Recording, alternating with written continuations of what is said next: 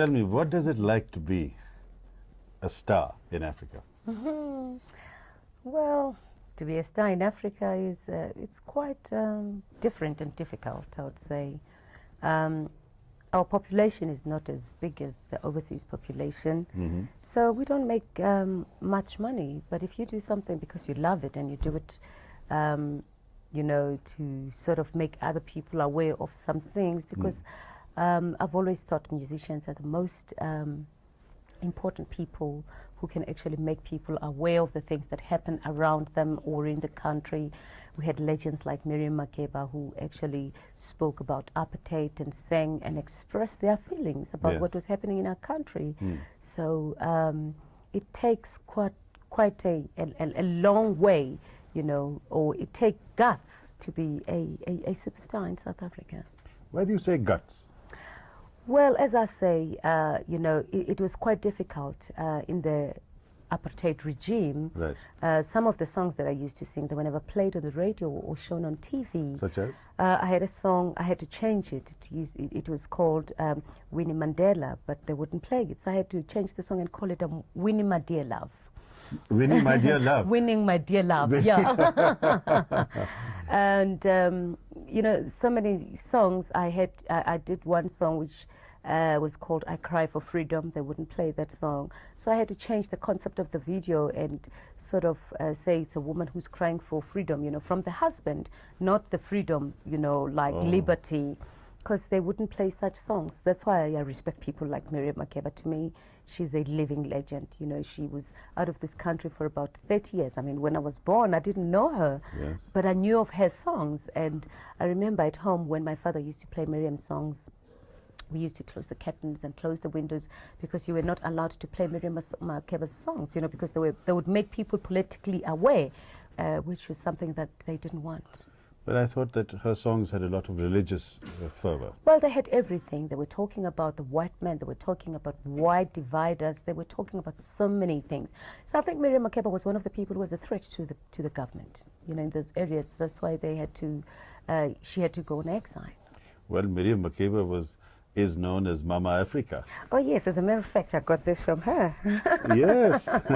Is this a traditional dress? No, this is just one of the dresses that she made for me. You know, she's got people who does clothes for her, and she makes clothes for me as well. Right. She's a designer as well. Okay, you know. but now you're the Princess of Africa, so you're following in her footsteps.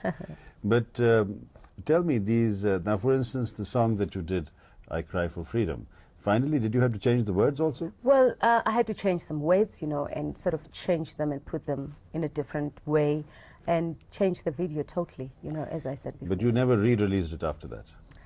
No, I didn't. Well, I just left it like that. People loved it the way it was. So I just left it like that. Is that on your one of your albums? It's on the Best of Yvonne. It's on the Best of Yvonne. Yes.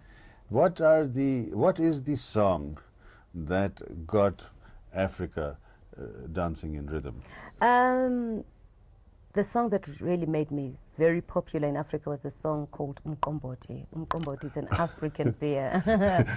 And in places like Uganda and Kenya and Nigeria, they interpreted the song in a different way. You know, to them, the song was saying, Wema Dlamini, Upi Umqombothi. Madlamini is the name of a woman. Yeah. Okay. We call people Madlamini, Mankosi, Mangobo, or what have you, you know. So the lady who does the beer itself was Wema Dlamini. Who makes the beer? Who makes the beer, you know. She puts everything, you know, African beer, you put bread, you put yeast, you put all sorts of things. I don't know how do they do it, but I know they put yeast, they put bread, they put everything. And it stays for about 3-4 days there, you know. And when it has fermented, that's Umqombothi, you know, and people drink it, you know. And it's one song that everybody loved. And but what did they think it meant something else? Well, in different places. I think in Ghana it meant a freedom fighter. Okay. And in Uganda it meant a strong believer in God. To them, they couldn't understand what I was saying, but the way they interpreted the song, to them it was like, this is a freedom fighter or a strong believer, you know. And it kept them dancing and they loved it. But I remember in all the places that I've been to, like Kenya, Nigeria, and Zaire and Uganda, they were asking me, why do you sing? And then at the end you say African beer. I said, but that's what Umqombothi is. You know? There's a very interesting click when you say that word, what exactly does that mean? Well, that's how it's called, umqombothi. You know, that's, I know other people cannot, use the click, but then there's so many songs, you know, ingqondo ziqeqeshiwe, amaqaba ayagxekwa, you know, something like that, or igqirha lendlela uqongqothwane, like Mary Makeba used. It's like, it was called a click song. And in your conversation, you would have... Oh yes, that's how we'll have something like, wait, you know, like maybe if you say to somebody, come now, you know, you don't have brains, say ngqondo, you know, or something like that. You have no brains, meaning you're a bit silly. Yeah, or you're a bit silly, or, you know, you are clever, you know, sort of ingqondo ziqeqeshiwe. Oh, you're very clever. You're very clever. But I would love to hear a little bit of that fabulous song that you just told me about. Yeah. Okay, the song used to go, you know, it's like male singing there, you know, with a big voice. And it was going, Wemadlamini, upumqombothi, Wemadlamini, upumqombothi. I work hard every day to make my beer. And the backing voice will go, umqombothi. You know, wake up early every morning to please my people with African beer. Umqombothi, umqombothi. Everybody come and drink my African beer. And umqombothi, yes. But this is in English, Yvonne.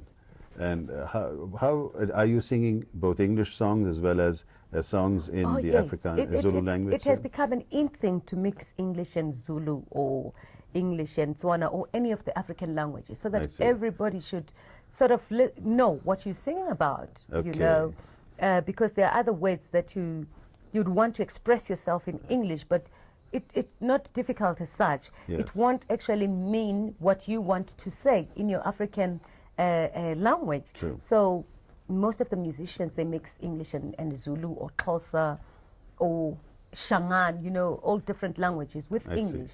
And it makes it quite interesting for even white people to listen to the songs, because they know what the song means, and the black people know what the song means. Or even brown people like us in India. I'm sure we'll be fascinated to hear all these new compositions. And I believe you composed this music yourself. Oh yes, most of my music I compose it myself.